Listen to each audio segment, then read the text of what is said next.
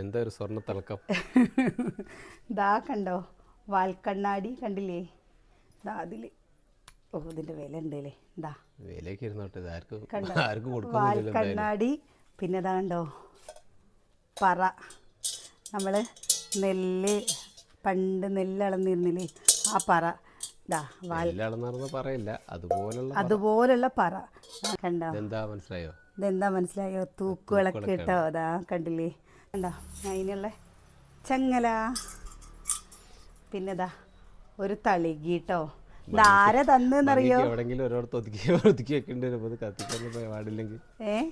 കത്തിക്കാൻ പറ്റില്ലെങ്കിൽ എവിടെങ്കിലും വെറുതെ എടുത്തേക്കേണ്ടി വരും അറിയാം.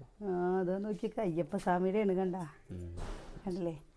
ഇത് അമ്മ കൊണ്ടുവന്നതാണ് കേട്ടോ. വീട്ടിൽ അമ്മ വന്നപ്പോൾ കണ്ടില്ലേ? ഇങ്ങനെ ഇഷ്ടമായോ?